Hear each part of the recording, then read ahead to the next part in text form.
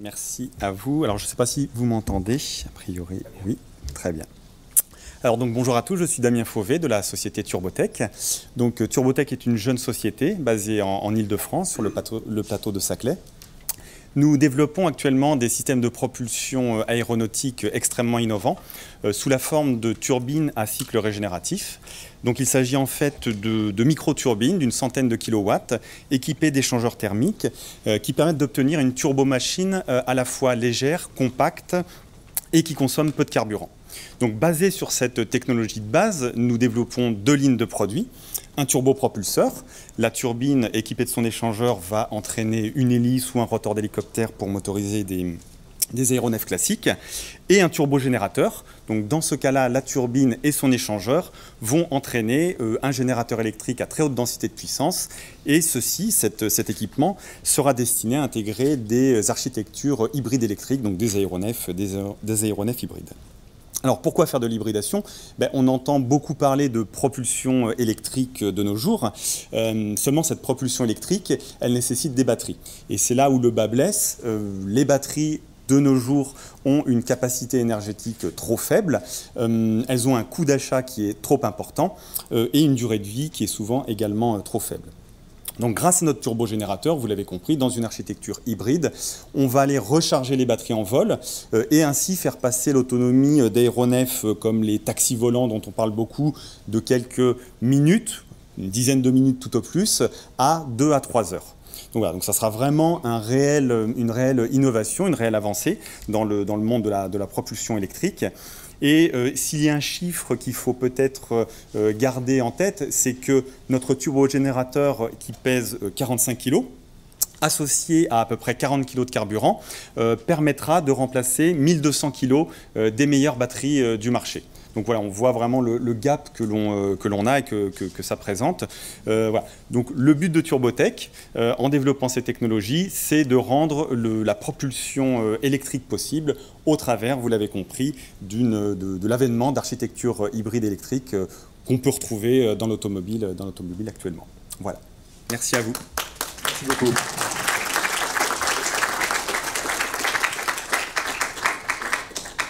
Bonjour à tous, on va rentrer dans notre sujet. Quelle vision pour l'Europe de l'espace? Et sans exagérer, je crois que c'est le panel le plus intéressant de toute cette journée. Donc, et le plus international. Je vais tout de suite, je vais passer la parole à monsieur Jean-Yves Le Gall, qui malheureusement ne pourra pas rester avec nous jusqu'au bout, et à cause d'un agenda. Donc monsieur Le Gall, je vous passe la parole. Et ensuite, je reprendrai la parole pour discuter avec nos invités. Bien, merci, bonjour. D'abord, comme l'a dit Bruno, je m'excuse, mais contrainte d'horaire un peu compliquée. Donc, quel avenir pour l'Europe de l'espace? Finalement, la date de cet événement qui a été choisi il y a quelques mois coïncide avec... j'ai envie de dire une semaine à Nord pour l'Europe de l'espace, parce qu'on vient d'avoir deux réunions extrêmement importantes. D'une part, un conseil de l'ESA qui a pris des décisions structurantes très fortes sur les lanceurs et sur l'exploration. Et puis, il y a peu de temps, la réunion de Commission européenne qui a annoncé donc les perspectives budgétaires pour le nouvel exercice sur les 7 ans qui viennent, et donc avec 16 milliards d'euros. Thomas Suzac nous en dira davantage, mais je crois qu'il faut vraiment se féliciter de ces avancées tout à fait considérables, et qui s'assortissent au passage. Il y avait un conseil d'administration de la GSA, l'agence Galileo, au début de la semaine, où on a annoncé qu'on venait de passer le cap du 200 millionième utilisateur de Galileo, et aujourd'hui Galileo c'est parti. Si vous en avez un, je vous invite, occasion de changement de smartphone, vous verrez que ce que j'ai l'habitude de dire depuis quelque temps est une réalité, c'est-à-dire qu'avec le GPS, vous savez dans quelle rue vous êtes, avec Galileo de quel côté de la rue. Quand j'avais un GPS, j'étais dans mon bureau, je savais que c'était au Forum des Halles, et avec Galileo, je vois l'endroit du bâtiment. Donc une Europe spatiale qui marche, et je crois qu'on aura eu un mois de juin tout à fait remarquable pour ses succès. Alors on peut se demander, quand ça marche, on se dit... quand ça ne marche pas, on met des commissions d'enquête. Quand ça marche, on peut quand même aussi se demander les raisons du succès pour, par la suite, un peu les dupliquer. D'abord, je crois qu'il y a une volonté politique forte. C'est vrai au niveau national. C'est vrai au niveau d'un organisme comme l'ESA, qui est en train de fêter ses 50 ans d'existence. Et puis c'est vrai depuis quelque temps avec le programme spatial de l'Union européenne, avec la Commission et avec, donc, je reviendrai un peu plus tard, Galileo et Copernicus. Ensuite, nous avons en Europe la chance d'avoir des universités, des laboratoires du meilleur niveau mondial, ça c'est évident. Des agences, et des agences qui ont, je crois, l'intelligence de se renouveler, d'évoluer, de s'adapter, parce que le monde change et nous changeons nous aussi. Alors, avec bien sûr, toujours quand on se réfère aux États-Unis, des comparaisons qui sont quand même compliquées, puisque j'ai l'habitude de dire qu'en gros, d'une année sur l'autre, le budget de la NASA augmente pratiquement de l'équivalent du budget du CNES. Bon, donc ça donne quand même des ordres de grandeur, mais je pense que nous avons des agences, et ça c'est un point important, et puis des industriels, des grands groupes, des PME, des ETI, des start-up, c'est très important, et le CNES a décidé de miser sur les start-up, vous le savez, on lance un fonds d'investissement qui s'appelle Cosmic Capital, on aura la première séance avec les investisseurs cet après-midi, et donc c'est ça finalement les raisons du succès de l'Europe spatiale. Alors ça se décline sur 3 secteurs clés, les lanceurs. Bon, les lanceurs, chacun connaît la problématique, je pense qu'on en parlera en détail un peu plus tard. On voit bien qu'au niveau mondial, finalement, il y a des 2 extrêmes du spectre, souveraineté d'un côté, commodité de l'autre, et la réponse de l'Europe, c'est mettre le curseur à peu près au milieu, donc c'est le modèle européen. Les satellites avec là aussi des succès, les sciences, l'observation, télécommunications, la défense. Et ce qui me frappe, c'est que aussi bien les pouvoirs publics que les industriels ont pris le train du changement. On voit que les satellites qui sont fabriqués aujourd'hui sont très différents de ce qu'on faisait il y a 5 ans et seront très différents de ceux qui seront faits il y a 5 ans. Et là aussi, je crois que nous n'avons pas à rougir. Et puis le troisième sujet, et peut-être c'est celui-ci où l'Europe aujourd'hui brille le plus, ce sont les applications. Parce que ce soit la Commission avec Galileo et Copernicus qui sont vraiment totalement tournés vers les besoins du citoyen, que ce soit à l'ESA ou que ce soit dans les agences nationales, eh bien on développe ces applications et aujourd'hui qui ont un véritable succès. J'ai parlé de la précision de Galileo, on voit bien qu'il y a tout un écosystème qui se crée autour de Galileo. Je peux dire la même chose sur Copernicus. Copernicus est un programme qui aujourd'hui est vraiment tout à fait remarquable. Il n'y a pas l'équivalent. On a 7 satellites en orbite qui chacun apportent des avancées considérables dans leur domaine et avec derrière donc des écosystèmes qui se développent, avec pour les applications un point qui je crois est très important qui est le libre accès aux données. Il y a eu un débat, moi j'ai toujours plaidé pour que aussi bien le service de haute précision de Galileo que les données de Copernicus soient en accès libre, c'est ce que nous avons décidé et à l'évidence ça marche.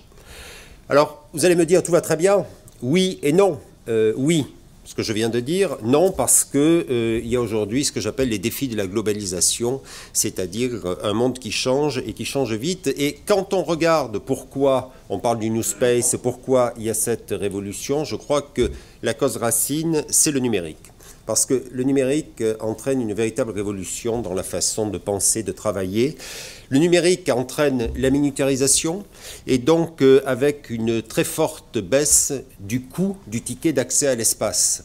C'est ce qui a conduit à l'explosion du nombre d'agences spatiales dans le monde entier. Il y a 10 ans, il y en avait 6 ou 7, aujourd'hui il y en a 60. Tout le monde veut faire du spatial, tout le monde veut avoir son agence pour faire du spatial. C'est ce qui a entraîné l'apparition du New Space. Et tout ceci se fait dans un monde global avec une coopération internationale qui existe partout. Il n'y a plus aucun système qui soit national.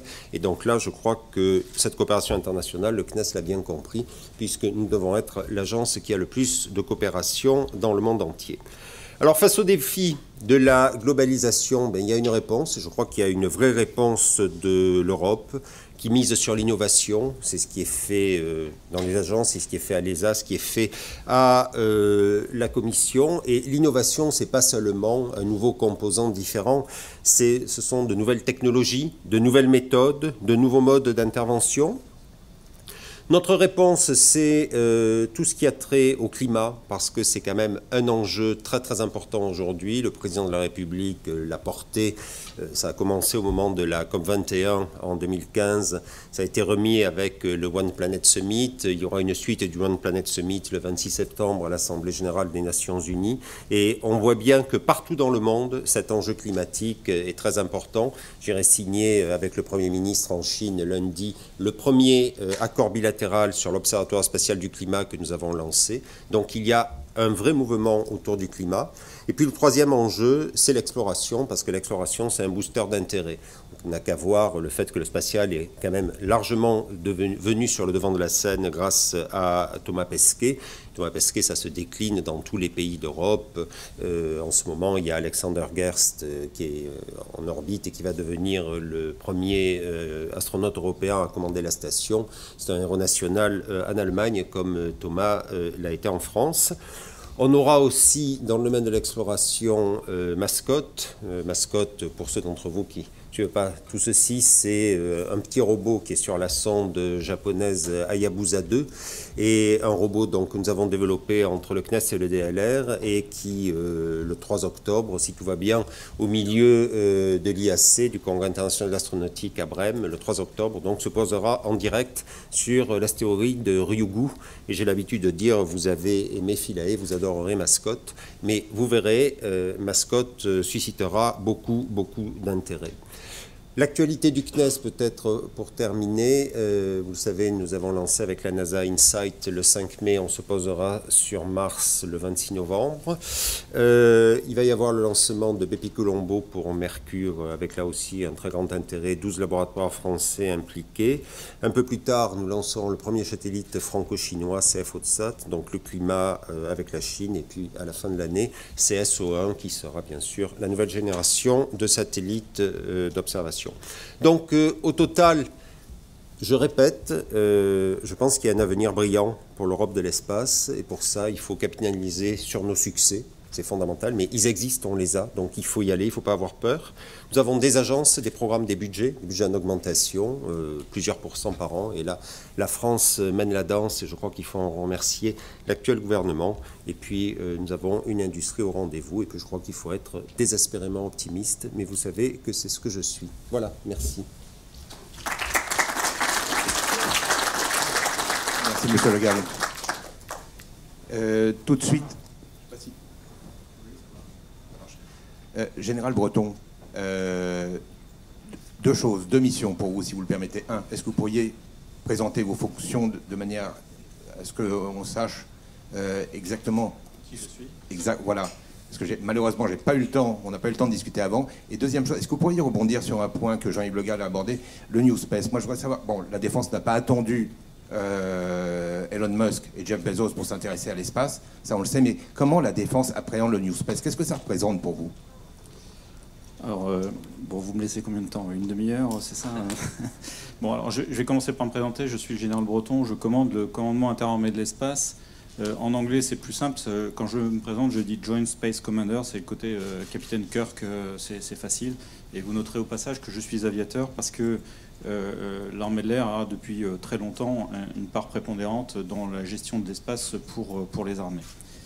Le domaine dont je m'occupe, c'est bien celui du contrôle et du commandement des moyens spatiaux pour l'état-major des armées. Je traite également de coopération militaire spatiale.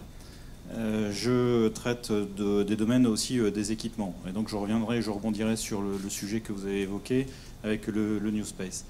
Alors traditionnellement, j'ai l'habitude de dire que tout citoyen utilise une cinquantaine de satellites tous les jours pour sa vie quotidienne. C'est ce qu'a évoqué le président Le Gall, notamment au travers des moyens de positionnement, mais également pour la météo, pour la communication, etc.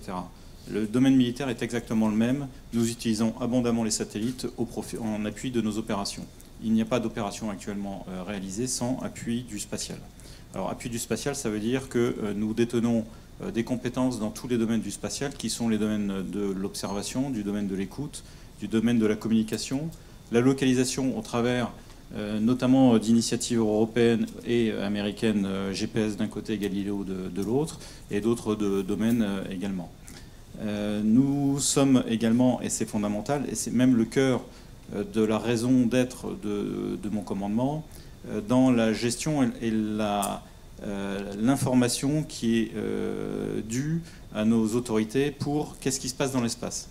Et c'est un point fondamental parce que l'espace est certes un domaine qui est en pleine expansion, le New Space, mais il se passe beaucoup de choses dans l'espace, et notamment un certain nombre d'actions qui ne sont pas toujours amicales. Mon rôle, et le rôle prépondérant de l'armée de l'air au sens des moyens qu'elle déploie pour surveiller et des moyens d'analyse qui sont au CNES, c'est bien d'analyser au profit des opérateurs civils et au profit des autorités de l'État pour identifier et déterminer la nature des actions qui sont conduites dans l'espace. Voilà. Alors, en fait, j'arrive presque en terrain conquis, parce que, enfin, terrain conquis, c'est pas forcément le bon terme, mais ce matin, la ministre intervenait à la radio et a mis sur le devant ces questions, notamment parce qu'on a eu quelques décisions importantes ces derniers temps, notamment celle du président Trump qui a ordonné la création d'un corps spatial indépendant des autres armées.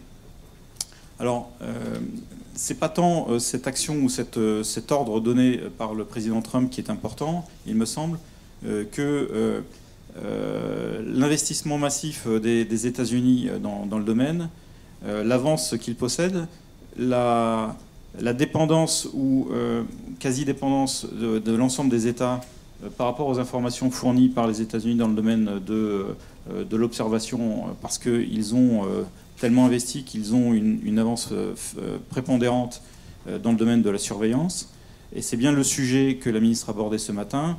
Nous ne pouvons pas, nous, Europe, France, continuer d'avancer, de déployer un certain nombre de moyens sans être en mesure de disposer de moyens, non pas alternatifs, mais presque autonomes, de surveillance de l'espace. Et donc c'est bien le sujet fondamental. Et l'autre point qui me préoccupe quand je regarde l'action des États-Unis et pour lequel l'Europe doit avoir une action forte, c'est le domaine du Space Traffic Management, puisque le président Trump a décidé de confier au secrétariat au commerce les informations sur la surveillance de l'espace qui étaient jusque-là détenues par l'Air Force. Donc on va bien vers une action de valorisation et de commercialisation de ces informations. Donc on peut s'interroger sur la pérennité des accords et de la manière dont nous détenions des informations et nous échangions des informations avec les États-Unis. Est-ce que ce lien perdurera? Je pense sincèrement que oui, parce que les actions sont menées pour et que nous sommes très liés avec les Américains sur ce domaine pour des tas de raisons. Donc ces actions militent pour une action forte de l'espace, de l'Europe, pardon, dans le domaine de la surveillance de l'espace. Pour autant, nous n'avons pas attendu ces agitations et cette volonté de créer une space dominance de la part des États-Unis pour agir au niveau européen. D'abord, au milieu, j'ai rappelé que nous avions traditionnellement une forte capacité en matière d'appui du spatial aux opérations. Et dans ce domaine, nous avons des domaines de coopération forts avec nos partenaires européens. J'en veux pour preuve Helios, qui est possédé par un certain nombre de pays européens, la Grèce, l'Italie, la Belgique, l'Espagne, nous, à 90%. Nous échangeons des informations avec l'Allemagne, nous échangeons des services avec l'Italie. Donc, en matière militaire, l'Europe de la défense, au sens échange et partage des sujets, existe. En matière de surveillance, on y travaille. C'est un sujet pour lequel l'Europe s'est saisie d'un programme qui s'appelle EU SST et pour lequel nous portons des projets avec le CNES. En fait, c'est le CNES qui le porte pour nous d'ailleurs, pour pouvoir développer les capacités que nous détenons. Mais nous sommes aussi, bon, Galileo évidemment, puisque c'est une alternative qui nous assure une résilience par rapport au GPS et aussi une source différente par rapport au GPS pour localiser nos systèmes. Nous utilisons, alors Copernicus moins, parce que Copernicus est un système avec un niveau de performance qui n'est pas tout à fait celui que... en fait, Copernicus est un système qui est diffusé très largement avec un niveau de performance qui permet, pour les services attendus, de faire de l'observation de la Terre, mais pas de l'observation des moyens adverses pour nous. Nous avons besoin des moyens de précision et durcis beaucoup plus importants. En revanche, nous avons, j'ai cité Galileo, EUSST.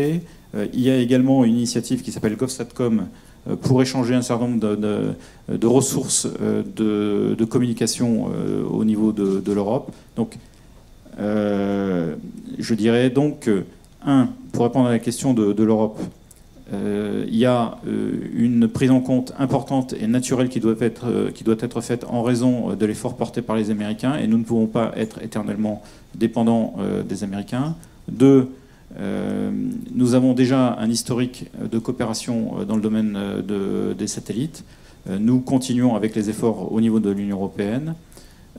3, la démarche est encore longue, en particulier dans le domaine de la surveillance, parce que qui dit surveillance dit Space Traffic Management et dit autonomie d'action et autonomie de circulation de l'Europe dans l'espace. Et puis, je dirais aussi, et je vais revenir dans un domaine qui est un peu différent, parce que l'espace est aussi un domaine dual. Et en Europe, nous avons une industrie forte, et il faut qu'on la mette en avant. Il y a la logique des lanceurs, qui est avec le pôle européen de Kourou. Il y a aussi des industries fortes. Il y a le CNES, une agence très forte, et d'ailleurs qui nous est non pas jalousée, mais qui est regardée parce qu'elle est très, très puissante au sens de la structuration et de sa capacité d'action. Nous avons Airbus et Thales qui sont prépondérants dans les gros satellites. Nous avons donc alors je parlais du Luxembourg qui est, on va dire, pas tout à fait au sens de l'Europe de la défense, mais qui agit, qui a des opérateurs civils très puissants comme SES au niveau du Luxembourg. Donc on a une structuration industrielle très forte en Europe. Et cette structuration nous sert parce que nous sommes en capacité de produire des satellites de très grande qualité à des fins purement militaires, mais également d'utiliser à des fins duales, c'est-à-dire civiles et militaires, des satellites qui sont civils. C'est le cas, par exemple, de Pléiade pour nous, que nous utilisons régulièrement, ou d'autres que nous utilisons pour nos besoins propres. Voilà. Je m'arrêterai là pour l'instant. Merci. Vous parliez d'une industrie forte. Justement, cette industrie, pour qu'elle soit forte, qu'elle le reste, il lui faut des programmes, il lui faut des financements, il faut une vision. Et Monsieur Hussac, je vous passe le relais. Vous voulez... Merci beaucoup. Premièrement, je voudrais fortement remercier pour l'invitation. C'est toujours un grand honneur de revenir à Paris Air Forum et de participer à cette discussion parmi autant de personnalités de l'espace dans un pays qui dessine aussi le futur de l'espace, non seulement européen, mais aussi de l'espace mondial. Donc, la Commission est ici très, très contente de la coopération avec les autorités françaises, avec l'Agence française spatiale et avec l'industrie française. Parce qu'il faut faire de sorte que si on pense à une politique spatiale européenne, c'est en fait un exercice de mettre tout le monde à la même table et d'avoir la capacité de discuter ensemble et de trouver des compromis, parfois sur des choses très difficiles. Et c'est avec une grande fierté aussi que j'arrive ici, parce que l'année dernière, je me souviens, j'avais présenté certaines visions, certains rêves où la Commission européenne voudrait s'investir dans le futur.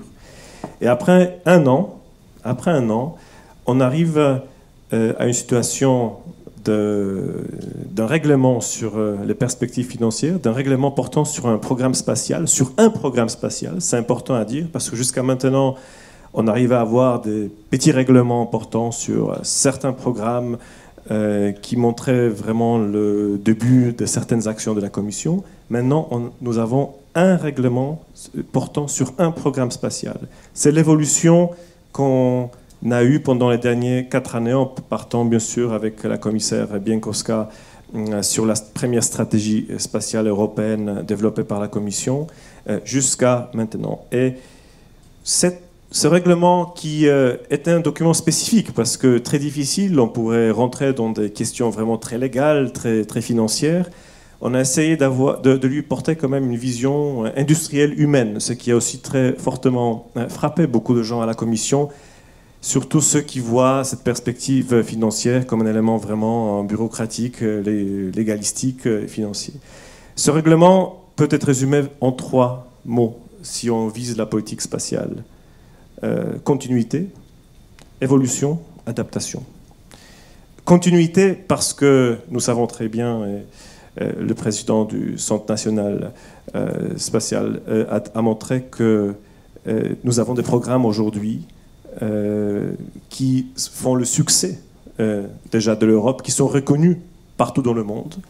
Et je peux le confirmer en allant en Australie, en Nouvelle-Zélande, où jusqu'à maintenant il n'y avait pas aussi d'agences spatiales, des agences spatiales qui commencent à naître. Déjà, ces agences, en naissant, demandent la coopération, par exemple, sur Copernicus et sur Galileo, ou bien sur l'EGNOS. C'est le début du fonctionnement de l'agence qui porte déjà sur des programmes européens. Et c'est magnifique à observer, à recevoir des emails chaque jour des présidents de ces agences qui veulent coopérer avec l'Europe, parce que l'Europe a à offrir quelque chose que d'autres n'ont pas à offrir. C'est important à voir. Donc, Copernicus, Galileo, mais bien sûr, nous ne devons pas s'arrêter là. Il y a des choses à faire. Donc, continuité des programmes, oui, parce qu'ils ont un énorme succès, mais nous devons assurer les révolutions. Pourquoi? Parce que si on regarde, par exemple, dans le domaine environnemental ou climatique, le processus du Paris, lancé après le COP, la moitié des mesures qui vont déterminer dans le futur la réalisation de la politique climatique mondiale ne pourra être réalisée seulement par des données qui viendront de l'espace. Donc le futur de Copernicus, du programme Copernicus, est aussi de lui assurer une évolution qui va aller dans ce domaine, dans le domaine environnemental, mais aussi d'assurer encore plus de précision sur tout ce qui est gestion des crises, pour assurer aussi tout ce qui est le problème du contrôle des frontières, mais aussi de regarder aussi les nouvelles perspectives, parce que si on regarde le climat et l'environnement, nous avons les mesures du CO2, mais par exemple, quelque chose que personne ne fait jusqu'à maintenant, ce sont l'observation, par exemple, de régions polaires. Donc, nous avons le programme Copernicus, ce n'est pas quelque chose qui se termine aujourd'hui, c'est quelque chose qui s'ouvre seulement aujourd'hui à de nouvelles perspectives, à de nouvelles possibilités. Et la Commission est sortie avec son programme exactement pour montrer que tout ce qu'on a fait jusqu'à maintenant, c'est une bonne base. Mais à la fin, ce qui va compter dans le futur, c'est ce qu'on pourra bâtir sur cette base qu'on a réalisée aujourd'hui. De même pour Galileo, qui n'est pas encore un programme totalement terminé, comme vous le savez bien. Nous sommes aujourd'hui à 22 satellites sur 30. Espérons qu'avec le lancement de juillet, donc bientôt, dans un mois, nous aurons 26 satellites sur 30. Mais le programme, déjà depuis une bonne année, offre des services initiaux. Il obtient des notes il est fortement apprécié par l'industrie. Beaucoup de téléphones, beaucoup de systèmes aujourd'hui déjà utilisent les systèmes pour renforcer le signal provenant des satellites. C'est un système qui bientôt aussi sera totalement intégré dans l'industrie automobile européenne, et beaucoup d'autres applications qui seront mises en exergue. Par contre, il faut assurer aussi l'évolution à Galileo. Donc ça veut dire que dans les futures années, il faudra assurer des lancements pour évoluer Galileo, pour, disons, envoyer encore plus de 27 satellites additionnels pour faire de sorte que ce programme s'adapte aussi à l'innovation qui porte dans le domaine de la navigation et de la localisation géographique. Nous avons le programme aussi EGNOS, qui est fortement apprécié aujourd'hui par beaucoup de pays en termes d'une approche précise, par exemple pour les aéroports, pour l'aviation. Beaucoup de pays viennent vers la Commission pour pouvoir négocier des possibilités aussi d'avoir accès à ces programmes. Tout ça demande un travail constant afin de pouvoir travailler de manière précise sur les programmes. Donc cette évolution porte sur quelque chose qui existe déjà. Mais nous voulons aussi porter l'évolution à de nouveaux programmes, et qui était déjà ici mentionné. Monsieur le Général a décrit la situation en ce qui concerne le GovSatcom et aussi la surveillance spatiale, mais aussi nous l'adaptons parce que la surveillance spatiale qui fonctionne depuis le 1er juillet 2016 de manière correcte, nous voulons encore l'accroître en termes de la possibilité d'identification des différents problèmes qui puissent apparaître sur l'orbite, par exemple sur des objets géocroiseurs, ce qui est un élément très important de la SSA, ou bien encore dans le domaine de la météorologie spatiale, qui aussi est un aspect de résilience très importante pour tout ce qui est infrastructure spatiale dont nous disposons. Et bien sûr le GovSatcom, le GovSatcom qui est un signal sécurisé, institutionnel, public, qui peut être utilisé pour des variations différentes. Qu'est-ce qui se trouve finalement dans ce budget que M. le Président Le Gall a mentionné dans le 16 milliards 9,7 milliards pour Galileo, 5,8 milliards pour Copernicus, 500 millions pour GovSatcom et pour le SSA. Mais ces chiffres sont vraiment indicatifs. Nous sommes dans une proposition de la Commission qui va maintenant être discutée en procédure normale avec le Parlement européen et avec le Conseil. Nous espérons que, et pour l'instant, si on observe bien la discussion, ce chiffre ne va pas être diminué. Nous espérons à la Commission que ce chiffre ne peut être encore qu'augmenté. Et nous avons un fort espoir sur ça, vu le fait qu'il y a un accord politique très large en Union européenne sur le spatial. Ça, c'est un grand succès aussi. Il y a plusieurs années, ce n'était pas encore le cas. Je voulais juste montrer que le premier budget réellement pour l'espace en 2007 portait sur 5 milliards. Le budget qu'on a aujourd'hui portait sur 13. Le budget qu'on aura 2021-2027 portera sur 16. Ça veut dire qu'en 10 ans, on a triplé ce budget pour l'espace. Ça montre aussi que chacun voit l'espace d'une nouvelle manière. Et finalement, cette nouvelle approche est très importante parce que la Commission donne encore des flexibilités additionnelles dans son programme. Quelles sont ces flexibilités ? Accès à l'espace. Nous regardons tout ça de la perspective d'un écosystème. Il faut un écosystème flexible dans lequel nous allons soutenir les lanceurs européens. Et ça, d'ailleurs, par le biais d'abord d'infrastructures. Nous prévoyons des possibilités d'adaptation des infrastructures dans ce monde qui change chaque jour. Encore une fois, je répète ce qui était dit dans l'introduction. Nous regardons comment, de manière intelligente, agréger aussi la demande pour que les compagnies européennes qui sont chargées de lanceurs puissent aussi prendre toute opportunité qui en découle. Nous savons très bien, nous voyons dans le futur, Ariane 6, Vega C, mais aussi la Commission regarde au-delà de ça. Nous observons très bien que il y a de l'innovation de rupture. Nous voulons travailler sur cette innovation de rupture. Nous voulons adresser la question de la réutilisabilité. Nous voulons voir quelles sont, par exemple, les possibilités dans le domaine des lanceurs à coût réduit. La Commission a déjà lancé ici, par le biais de l'Horizon 2020, un élément incitatif pour trouver des lanceurs à coût réduit portant sur 10 millions d'euros. Donc cet exercice aussi est en cours d'être réalisé. Nous nous adressons aussi aux startups. Nous avons commencé aussi par la présentation aussi de startups. Nous voulons offrir plus de possibilités de financement aux PME européens par des financements surtout à grand risque. Et d'autre côté, nous voulons créer aussi de Space Hub et des possibilités d'investissement pour les sociétés en leur offrant des opportunités, quelque chose à l'égard du premier contrat qui existe aux États-Unis, qui pourrait aussi se terminer par un fonds d'investissement spatial par le biais du programme InvestEU qui est en train d'émerger. Et puis finalement, le message que je voudrais donner, où est-ce que la Commission voit ce travail qui est fait? Ce travail ne peut être fait, voilà, encore une fois, en accord avec les agences spatiales nationales, avec les États membres, avec l'Agence spatiale européenne, parce que, vu tous les enjeux stratégiques que nous avons en ce moment dans le monde, nous ne pouvons pas nous permettre d'avoir des divisions au sein de l'Union européenne.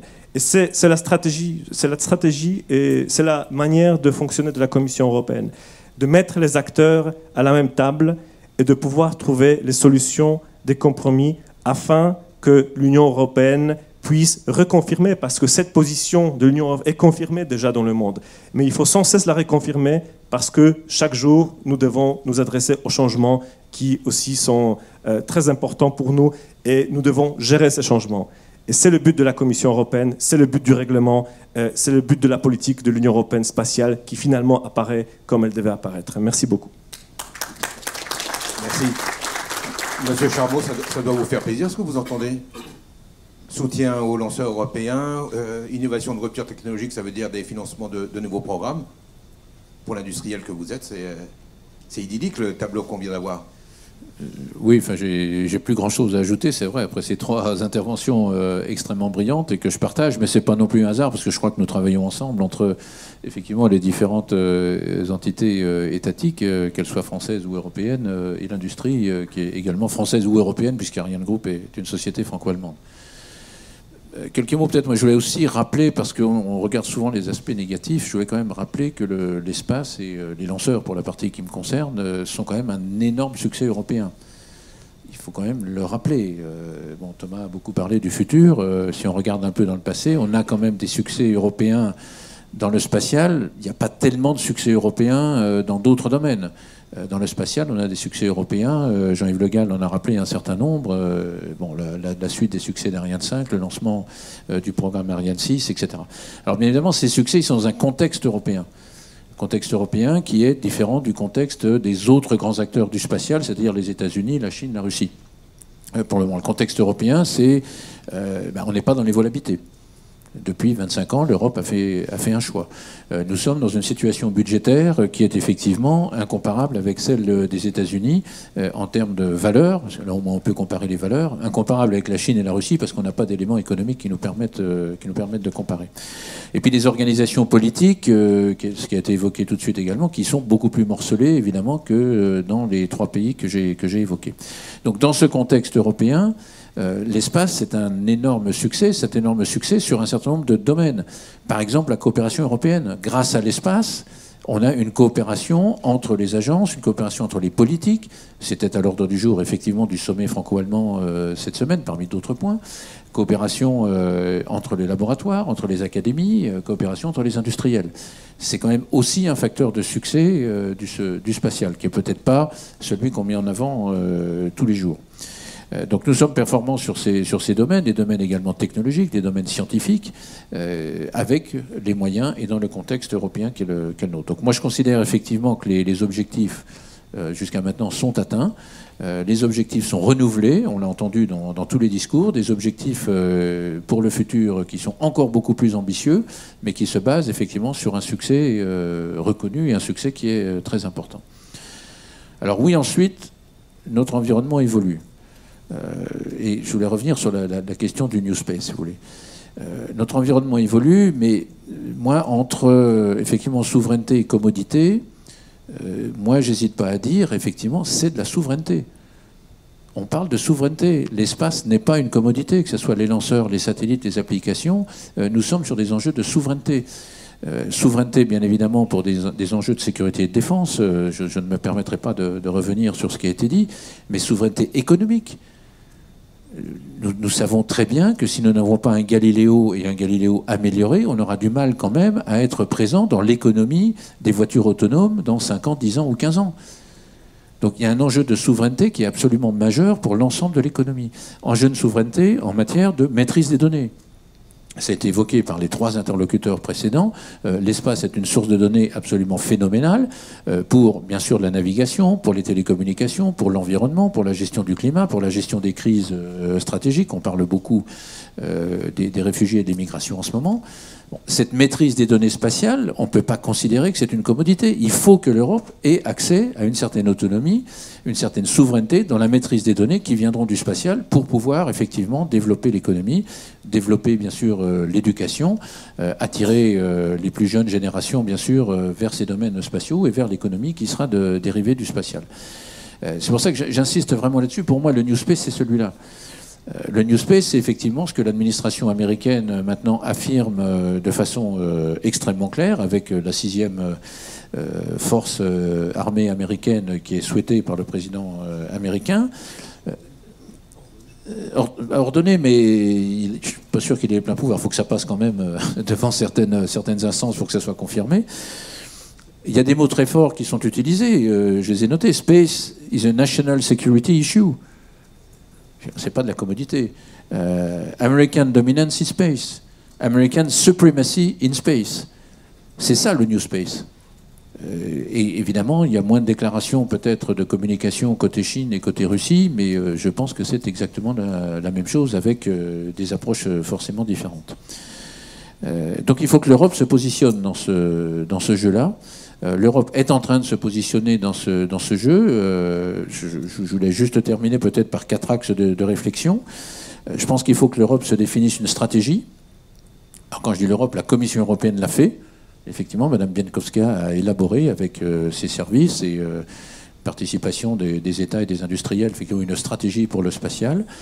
Il faut que maintenant l'ensemble de l'Europe s'aligne derrière cette stratégie, celle-ci, ou une stratégie améliorée. Quand je dis l'ensemble de l'Europe, c'est la Commission européenne, l'Union européenne, bien sûr, mais les principaux États qui ont une vision stratégique en matière spatiale, et puis bien évidemment la contribution industrielle.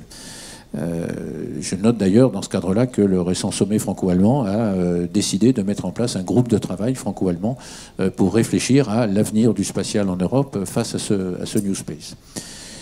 Donc premier axe, avoir une stratégie européenne. Deuxième axe de réflexion, peut-être adapter la gouvernance, adapter le fonctionnement de l'Europe en matière spatiale.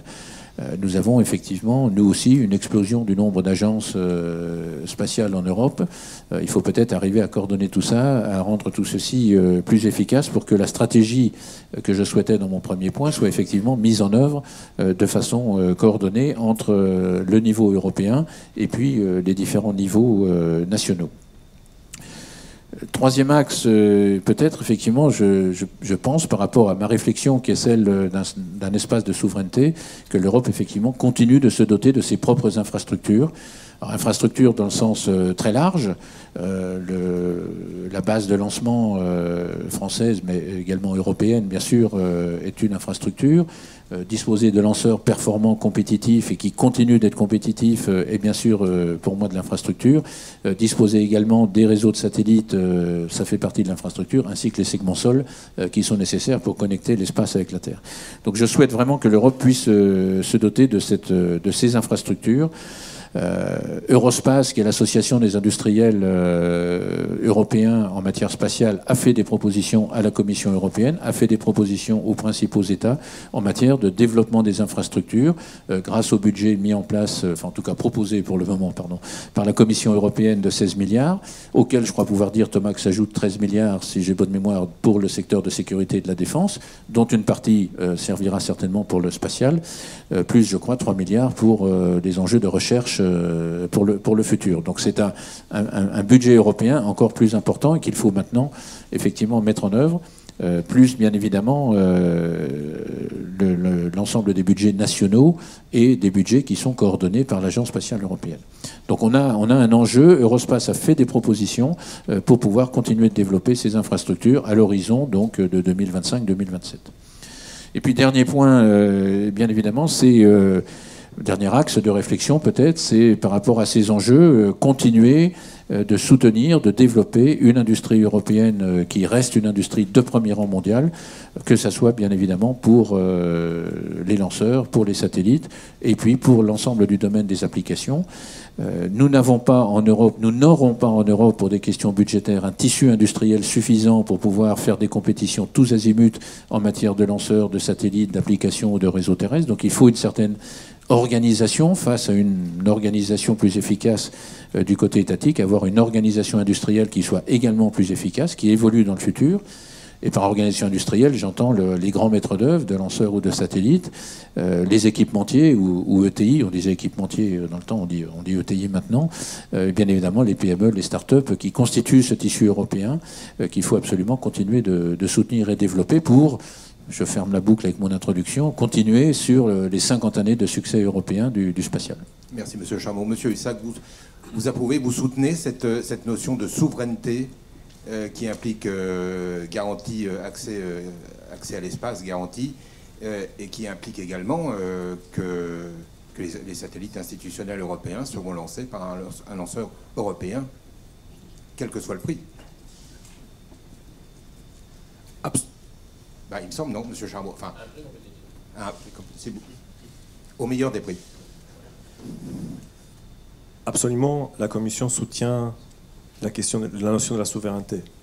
Et c'est, je pense, on a passé aussi un certain tabou en Europe où certains disaient que c'est trop tôt de parler de l'autonomie stratégique. Nous sommes très fiers de dire que l'autonomie stratégique apparaît aussi bien dans le domaine spatial que dans le domaine de la défense qui a été cité ici, que j'ai omis de manière un peu exprès dans ma présentation première, parce que il ne faut pas aussi confondre le deux fonds, où pour le spatial, l'évolution est très claire et nette. Bien sûr, pour le Fonds européen de la défense, nous avons aussi 13 milliards dans le futur budget, où certainement certains éléments aussi apparaîtront sur la frontière spatiale défense.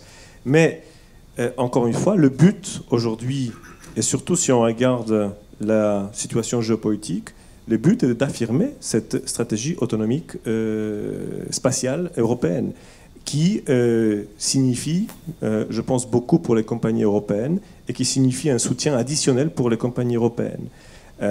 Maintenant, si la question est à tout prix, ça c'est encore la question, je pense, à définir. Je préfère beaucoup plus la notion du prix compétitif. Et la souveraineté européenne n'empêche pas d'avoir une industrie et des institutions elles-mêmes compétitives. C'est vrai. Voilà. Est-ce qu'il y a une question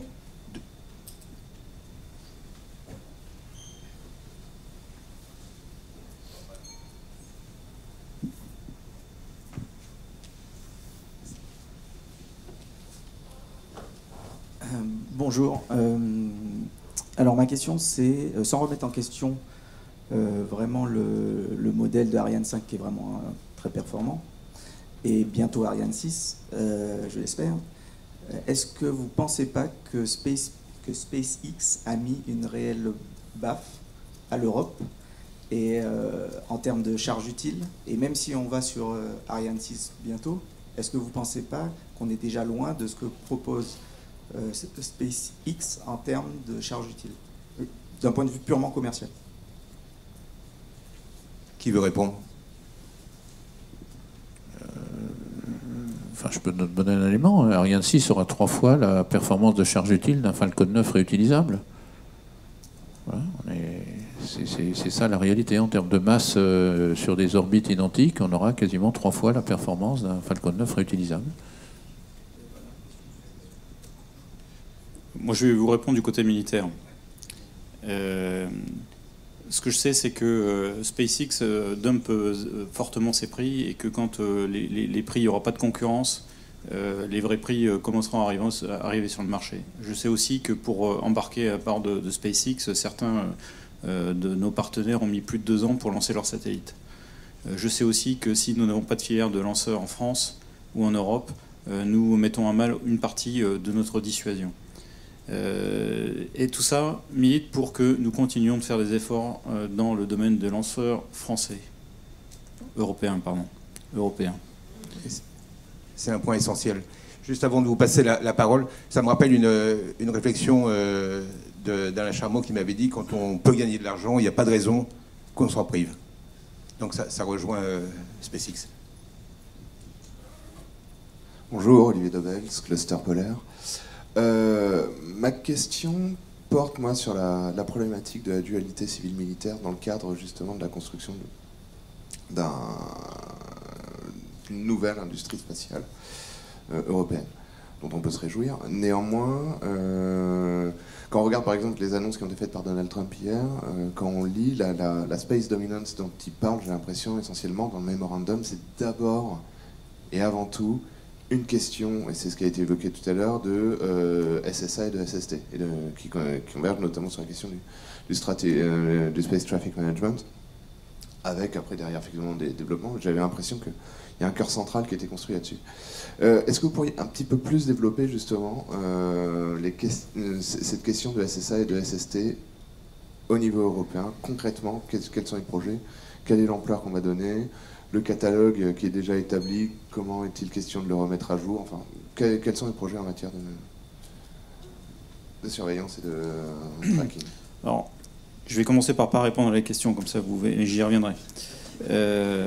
Parce que tout à l'heure on m'a posé la question du New Space et je n'ai pas répondu à la question du New Space.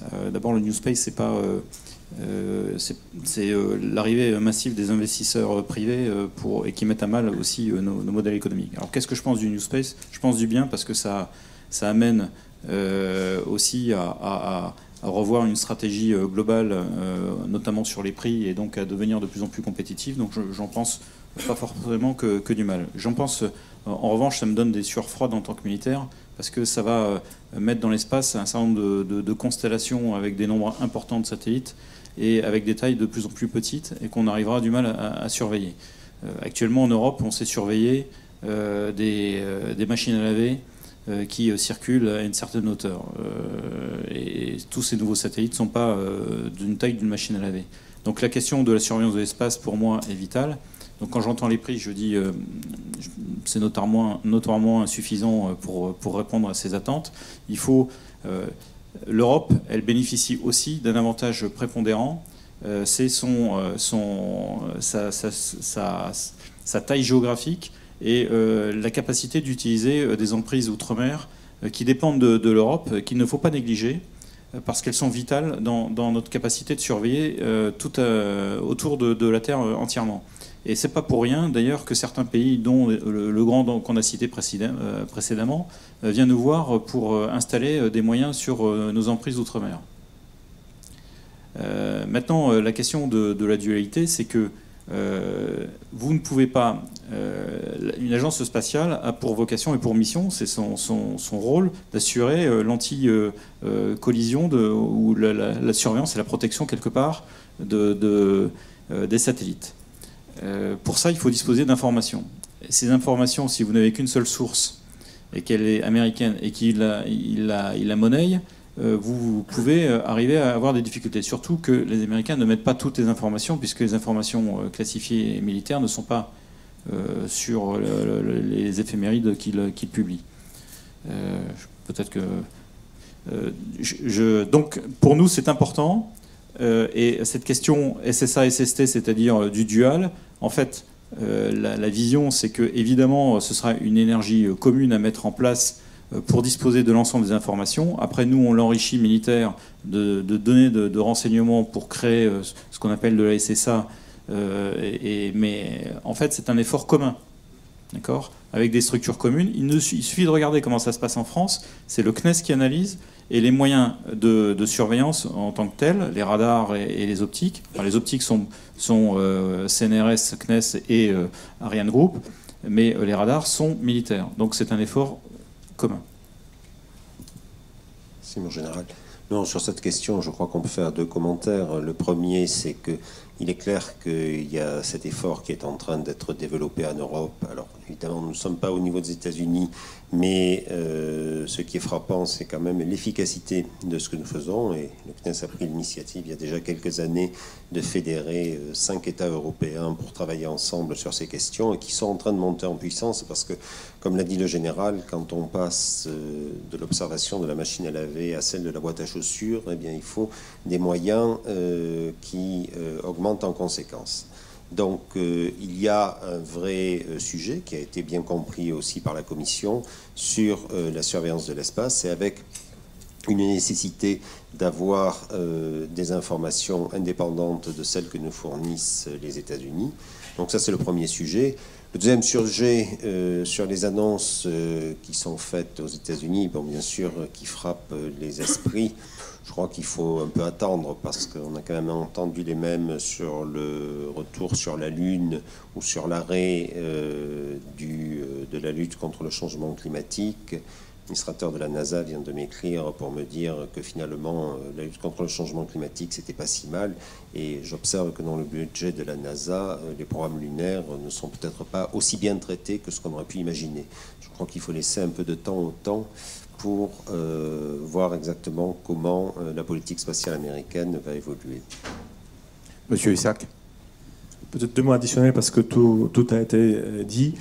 Je confirme que nous travaillons aujourd'hui dans un climat dans lequel les États-Unis, et c'est reflété beaucoup de manière très visible, si à Colorado Springs en avril on répète 3-4 fois que dans l'espace nous ne serons plus la proie mais nous serons prédateurs, ça fait penser où va la politique américaine.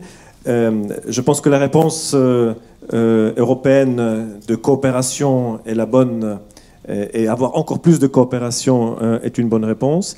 C'est difficile aujourd'hui de parler de tous les projets concrets. J'en ai mentionné au début quand est-ce qu'il y a OCC. On ne parle pas seulement de la surveillance des débris. On veut parler un peu plus des éléments géocroiseurs. On veut parler de la météorologie spatiale. Mais à la fin, c'est ce qu'il faut aussi voir, c'est que les États membres ici de l'Union européenne, et en fait aujourd'hui on parle des 6 États membres qui sont extrêmement dévoués à la question du SST et SSA, ils ont une très forte position dans la gouvernance de ces 2 programmes que la Commission vise à réaliser dans le futur. Donc ça montre aussi que ici, c'est la voix des États membres et les besoins des États membres seront décisifs pour la direction que la Commission prendra dans ces nouveaux programmes. Très bien, je vous remercie. Messieurs, c'était passionnant. D'ailleurs, Monsieur Le Gall est resté avec nous. Preuve que c'était... Je partirai avant la fin, mais il m'a dit que c'était 1 heure, donc je vais partir. Mais là, on s'arrête, c'est fini. Sauf s'il y a une dernière question. Une ultime, monsieur.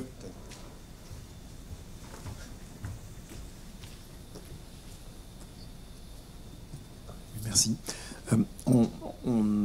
L'intitulé de la séance, c'était Vision. On a une vision apparemment de la part des Chinois sur notamment des programmes lunaires. On voit un certain nombre d'initiatives privées vers Mars, etc. Est-ce que l'Europe éventuellement pourrait contribuer à une vision d'une augmentation des programmes internationaux du type ISS? Vous savez, vous parlez de la vision des Chinois ou des autres, mais parlez de la vision de l'Europe. On a quand même aujourd'hui, je l'ai dit dans mon introduction, des programmes dont on peut vraiment s'enorgueillir, et surtout avec une très grande efficacité de moyens. Bon, on a parlé des lanceurs, de Galileo, de Copernicus, on a un programme scientifique exceptionnel. Et quand vous regardez la façon dont les choses se passent, je rappelle quand même qu'on a un budget spatial qui est, selon comment on compte, 4 ou 6 fois inférieur à celui des États-Unis, mais avec des résultats du meilleur niveau mondial. Il se trouve que je prenais un peu les autres endroits où on fait de l'espace dans le monde. Je pense que l'Europe est extrêmement efficace. On a de très très grandes missions d'exploration avec des coûts limités. Prenez la base de Kourou. La base de Kourou, avec 1600 personnes, on fait l'équivalent de ce qui se passe avec 10 000 personnes à Cap Canaveral. On ne le dit pas assez. Alors évidemment, on ne s'en vante pas parce que, bon, ainsi de suite. Puis il faut faire attention parce que sinon, les gens vous diront, à ce moment-là, il faut doubler l'effectif à Kourou. Mais je crois que quand même, nous avons des points extrêmement forts et il faut les mettre en avant. C'est le résultat, comme je l'ai dit, d'une volonté politique très forte, d'une remarquable capacité à coopérer et du fait que, alors évidemment, la Chine et les États-Unis sont peut-être avec des organisations différentes, mais les Chinois ne sont pas des Français qui parlent chinois, ce sont des Chinois. Et donc, ils ont des organisations différentes où nous avons nos propres avantages, nos propres défauts, mais je dis et je répète, je pense qu'on peut vraiment être fier de ce que nous faisons dans le domaine spatial. Messieurs, merci beaucoup. Là, je crois que vraiment, il faut arrêter.